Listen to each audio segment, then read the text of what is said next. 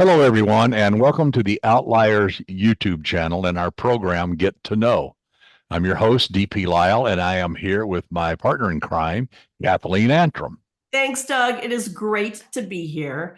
And I am so personally excited because this is one of my all-time favorite writers that we have on today, who I've known, I don't know how many years now. Golly, we go back a long time, don't we, Sheldon? And he's Sheldon Siegel. Sheldon is a New York Times, a USA Today, an Amazon best-selling author. He's got over 1 million books sold. He's been published, I believe, in like 12 languages. Just an incredible guy all around. Welcome to the show, Sheldon Siegel. It's great to have you. Well, thank you very much. It's great to be with you. It's nice to see you and Doug after a little hiatus where we haven't been in touch for a while, and we go back more years than I cared to admit. Your viewers see, the author picture in on my books. So there's a little more gray hair now and a lot less hair. I always joke that that's just a Photoshop version of my bar mitzvah picture, but you too can have this color. yeah, I could share my hairdresser with you. But it's nice to see you guys. I mean, I remember reading Kathy's book, Capital Offense. It was a while ago. It was a great story. Oh, thank you. You're so sweet. Thank you. Yes, it has been a while, definitely. And been working on a big historical, as I like to say. I think I started it when the dinosaurs used to roam the earth. I'm determined to get it done. I'm like a dog with a bone. I'm not giving up. So there you go.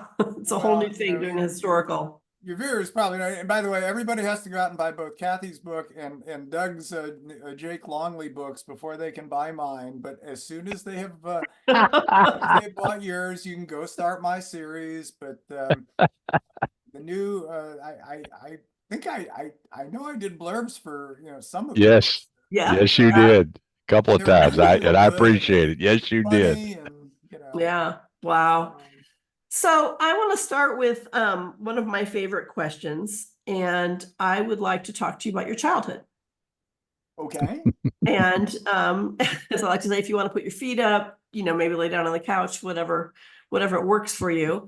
So I have a theory about this. I'd like to know what your childhood was like, and if you feel any aspects of your childhood led to you becoming a writer. And were you a shy child? Did you have imaginary friends, etc.? So tell us about your childhood.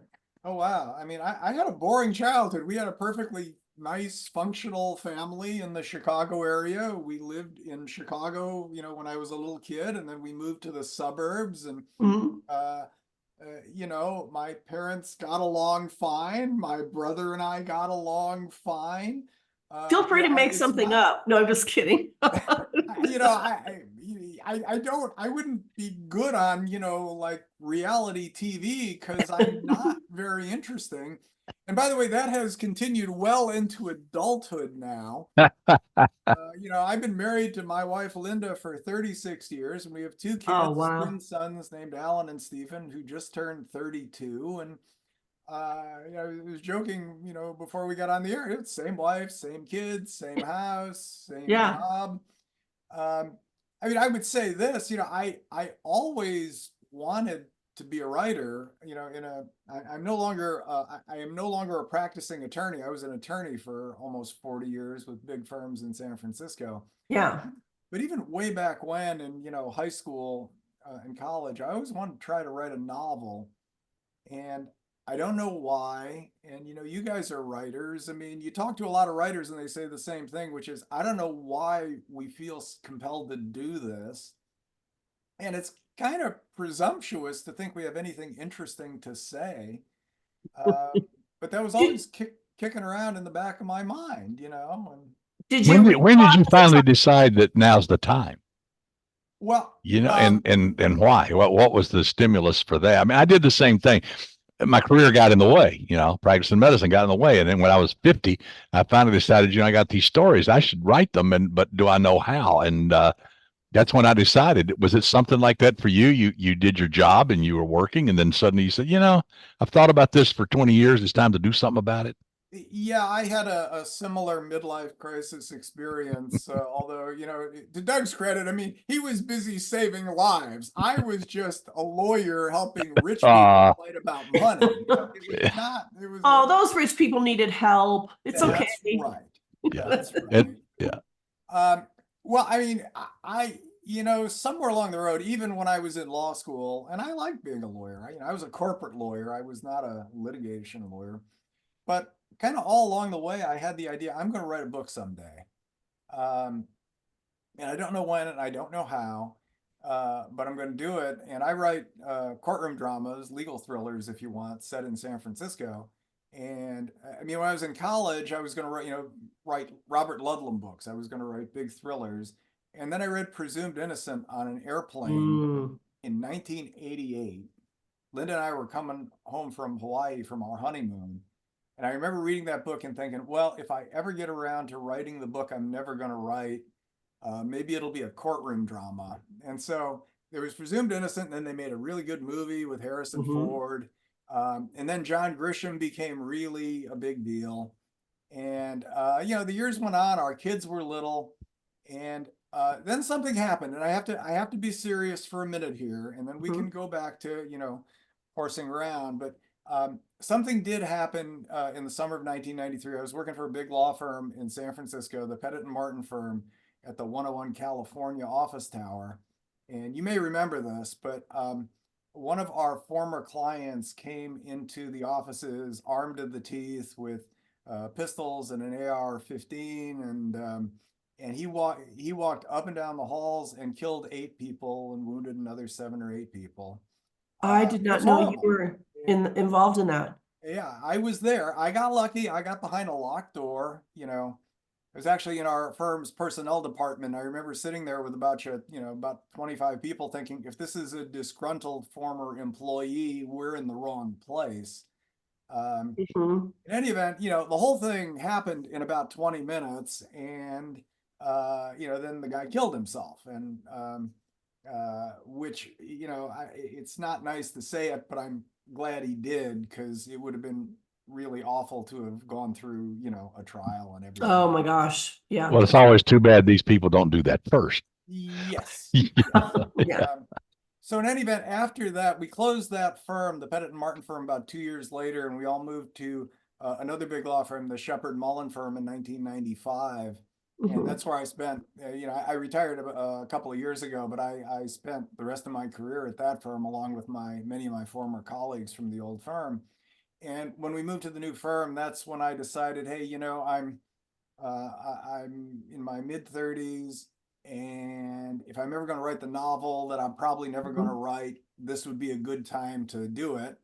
And I took one creative writing class at Book Passage, our local independent bookstore, and I had the idea for this book. And I ironically, I guess, the story I had in mind before these events happened at the firm was I was going to write a story about a murder in a big law firm, because you're supposed to Mhm. write about what you knew, and then real life events kind of overtook it. The story I ended up writing, really wasn't very similar to what happened at the firm. But the first book, Special Circumstances, that I wrote was a story about a murder in a big law firm. And I got very lucky. I found an agent very quickly. She was friends with one of the attorneys at the firm, and she took a quick look at it just as a favor to my colleague, at the Mhm. firm. And about 2 weeks later, I had a 2 book deal for a high six-figure advance, and that Wow. started my career. And it would never happen today. It was a miracle that it happened then. Um, Wow. so, here we are 20 some years later. Anyway, My it's a Amazing. long-winded story of, you asked me about my childhood and I gave you my life story. So No, That was very good. that's Yeah, fantastic, actually.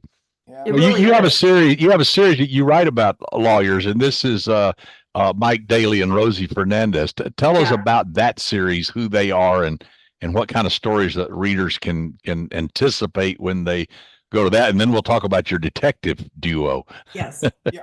Mike Daly and Rosie Fernandez are both San Francisco natives, They met at the public defender's office many, many years ago. They got married, they had a kid, they got divorced. Mike moved to a big law firm for a while. Rosie opened up her own shop. And at the beginning of Special Circumstances, they reunite when Mike is thrown out of the big law firm because he doesn't bring in enough clients. And they are the people you want standing next to you if you get in real trouble. Rosie is from the Mission District. She's very forceful, very smart, and absolutely kick-ass trial lawyer. Mike is from the Sunset District, although his parents were originally from the Mission. And Mike comes from a family of police officers, and his dad was a cop. His older brother was a football hero, and Mike was the number 2 son, the smart one.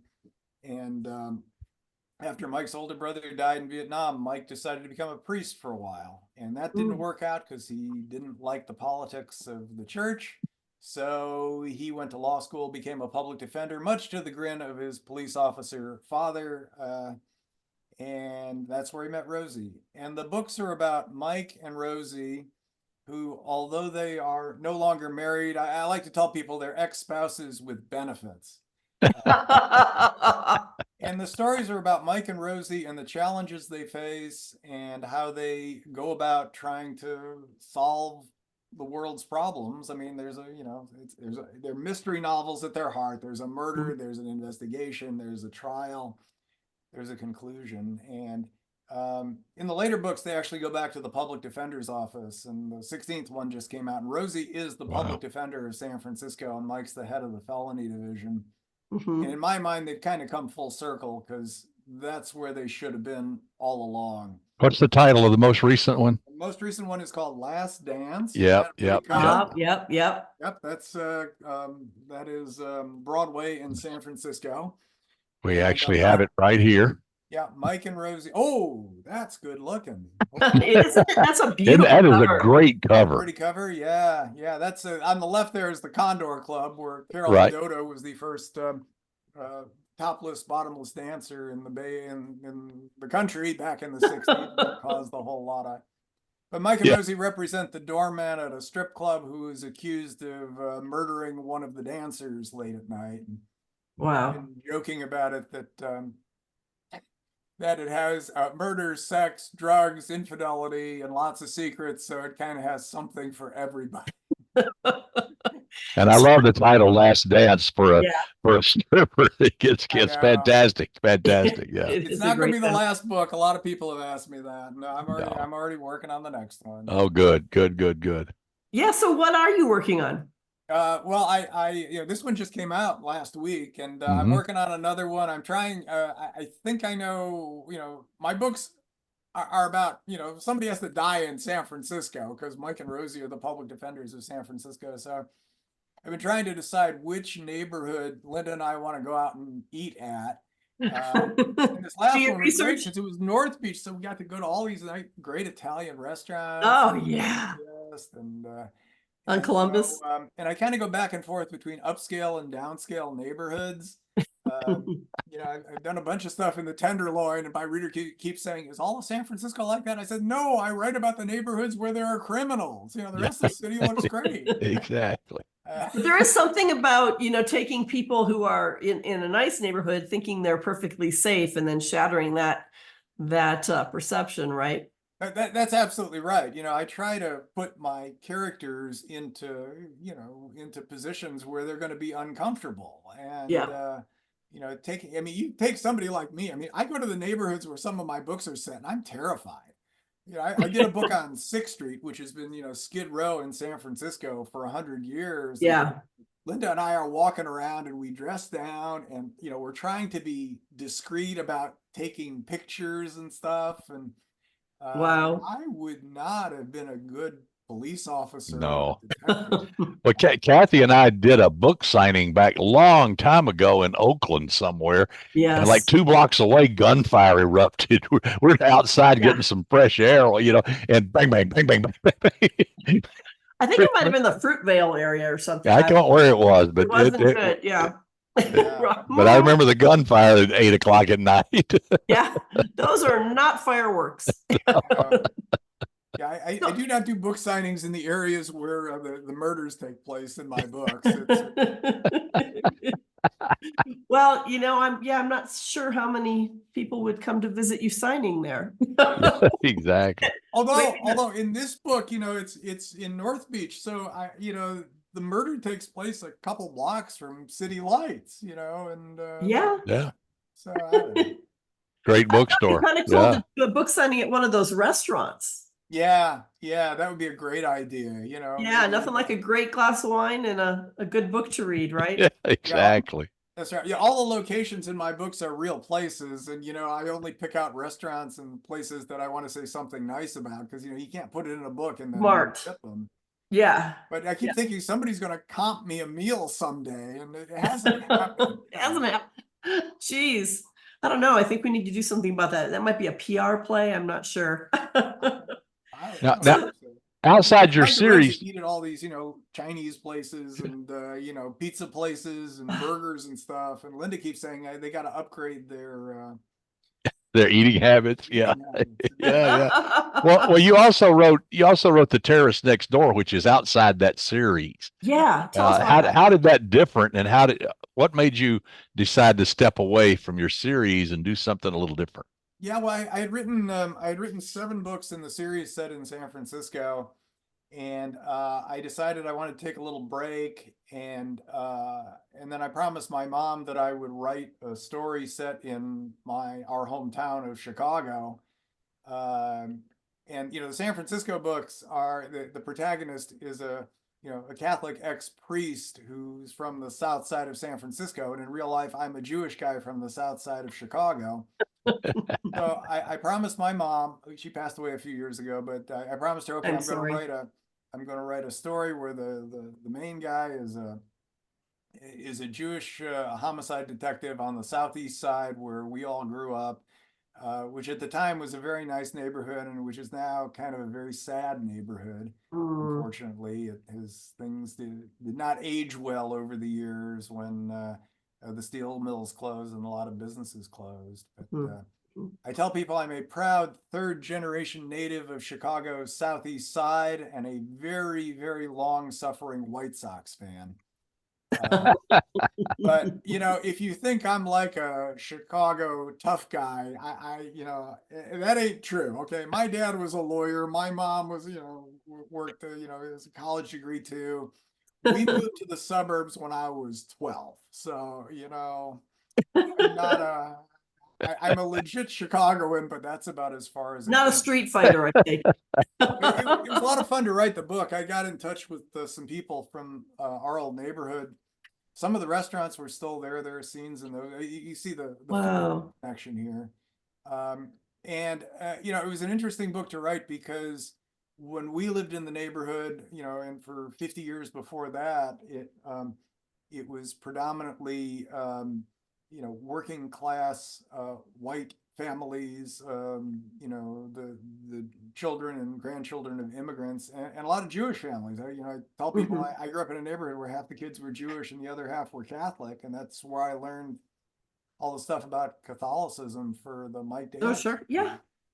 And so I had a lot of fun going back there. I talked to the people at the Southeast Side Historical Society, and they showed us around a little bit, and Oh, how cool. yeah, it was really neat. It was really neat. So are you going to make this into a series? This is with David Gold, correct? Yeah, I started a sequel a few years ago, actually longer than that now, and I've got about 100 pages in that, but then I got busy with the San Francisco stories, and I keep telling myself I'm going to do one more book in San Francisco, then I'm going to finish the sequel, and I will get to it.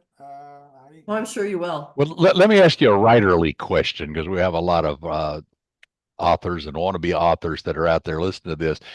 When you're writing a series character, they talk about character arcs and all that stuff. And obviously, a series character, you got to be very careful with all that, because otherwise they end up unrecognizable, And how do you keep your 2 main characters through 16 books and now working on 17 fresh without them being changed so much. Yeah, it's really tricky. I mean, once I start writing, I mean, the books are written in Mike's voice, so I just jump right into that. And he sounds just like me. We've been chatting for 15 minutes, and like if you like the Mhm, sound of what you're Yeah. hearing, that's what you're going to hear in the books. That's what you're going to read in the books. But mhm. I do, and I didn't know this when I first started, but I think about it a lot now. And the question of, okay, where are the characters at the beginning of the book? And they're going to face a bunch of challenges. That's not anything particularly uh, um, of great note. I mean, that's what all books are like. The Mhm. characters go on a journey, and where are they going to be at the end? And they have to change a little along the way.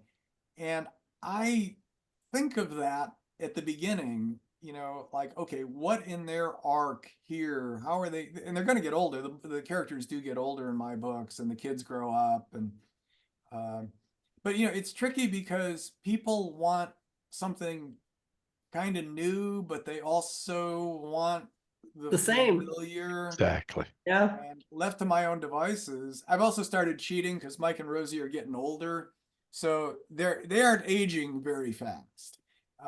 They've been stuck in their kind of late 50s for the last 3 or 4 books, Mhm, mhm. because I can't really have them running around San Francisco for 2 or 3 weeks without sleeping and eating just leftover pizza and you know but I mean, it's one of those things, and it sounds like you have a fair number of writers listening, and it's one of those things I wish I had recognized early, so I could Mhm. have plotted this out a little better. Because when I got that first book deal, I had one book, and they said it's a 2 book deal. You've started the sequel, right? And that is when I found out I was writing a series.